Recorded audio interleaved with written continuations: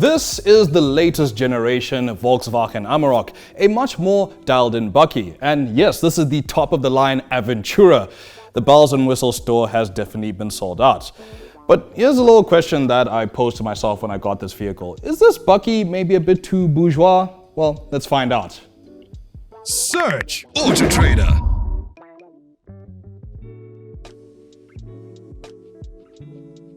We have to talk about the exterior styling of the Volkswagen Amarok. I gotta say, it looks good in this mid-blue metallic. It's a vibrant, popping blue. And to complement that, we have the 21-inch Fahrberg wheels. It's pretty baller, I must say. Top of that, you also have the VW subtlety in its design. But of course, you also have the modern elements such as angular lines, and even that's quite evident in the IQ Light system here and even the front fascia of the vehicle.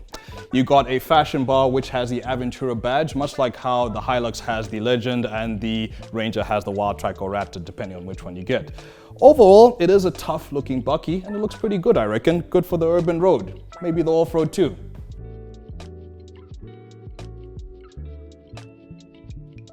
Let's talk about one of the other bourgeois elements of the Volkswagen Amarok, the interior.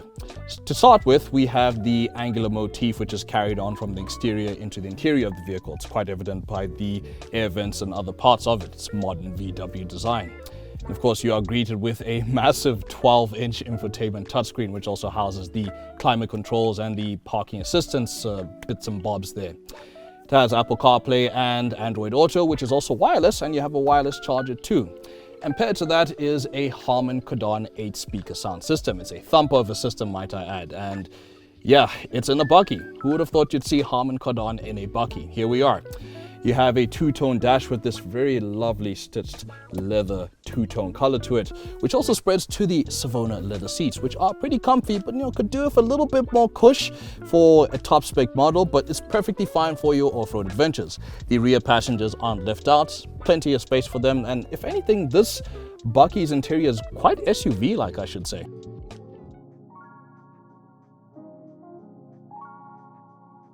We are at the business end and I cannot lean over this because I'm a very short man.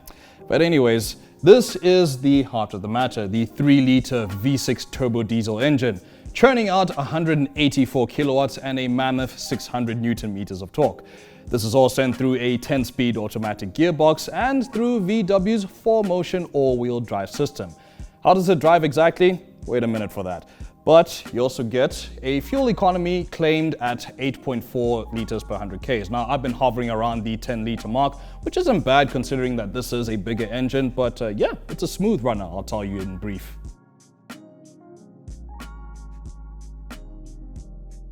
Okay, we're going to chat safety quickly with the Volkswagen Amarok Aventura.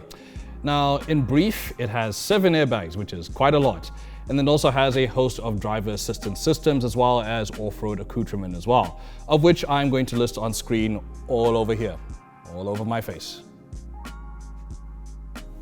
Anyways, enough gab, let's go and drive.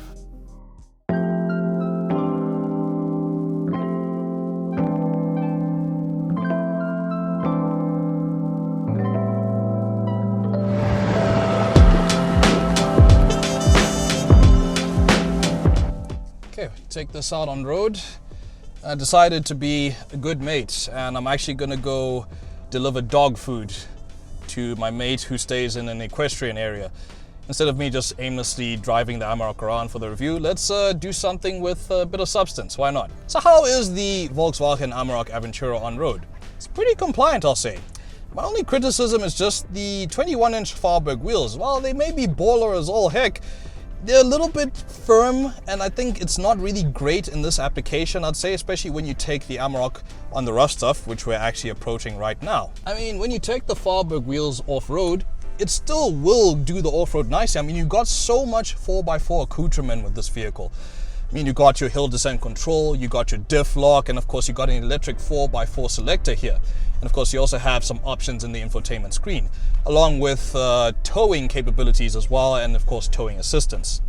What do you get with that as well? The towing capacity for the Amarok is 750 kilograms unbraked and 3,500 kilograms braked. That's pretty hefty. And we've got to talk about this V6 here. So how does it go? It goes pretty good. Let me give you a demonstration. We're on dirt and whoa! That's pretty punchy. That's pretty torquey. It's a smooth runner, smooth operator actually I should say. And of course you don't need to add a whole lot of throttle to get this car going. I quite like the power delivery on this, and the 10-speed auto on this is matched pretty well, I'll say. So what is your approach and departure angle with this if you're going to go into the rough stuff? Well, your approach angle is going to be 30 degrees and your departure angle is going to be 26 degrees. My only criticism with the 10-speed auto is just more to do with the gear selector. So if you want to chuck this into manual mode, the only way you can really change gears manually is buttons on the side. And I think this is where some paddles would have actually made sense for this vehicle. So in that application, it would make sense there. I mean, this is the other thing with the Amarok as well. It can go off-road, it does on-road, it does the urban lifestyle pretty well. It has the curb appeal to match. I mean, does that really make it bourgeois then? Because I've been turning quite a few heads as I've been driving this as well. And do you think this bakkie is bourgeois? Well, please let us know in the comments below and tell us what you think makes it bourgeois. Would be pretty interesting.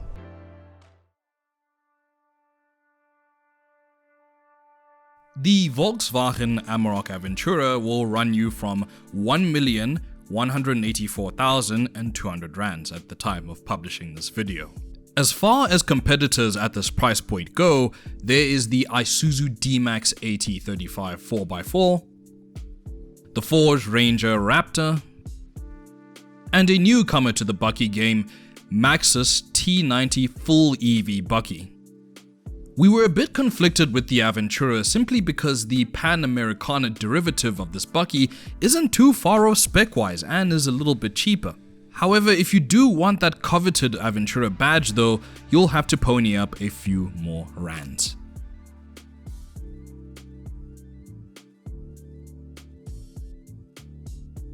The time has now come to conclude our Volkswagen Amarok Aventura review. Now, this is the bakkie that can pretty much do everything and be bourgeois doing it. It can go off-road, it can tow, it can do the urban lifestyle. People keep staring at it, even as we are filming this right now. And yeah, it's a bakkie that has quite a bit of presence. Like I mentioned, it could do with slightly smaller wheels and that, but as it stands, the foundations of this bakkie are really good. But anyways, it has the idiosyncrasies of what a VW is expected to have, and that's pretty cool. But anyways, that's it for now. Thank you very much for watching. Please don't forget to like, share and subscribe to the AutoTrader YouTube channel. And on the autotrader.co.za website, don't forget to try out our instant offer tool so you can sell your current car quick and easy. And in conjunction with that, our price ratings tool so you can shop smarter, not harder. But anyways, that's it for now. I need to go and deliver this dog food real quick. And yeah, thanks for watching. And don't forget to search AutoTrader.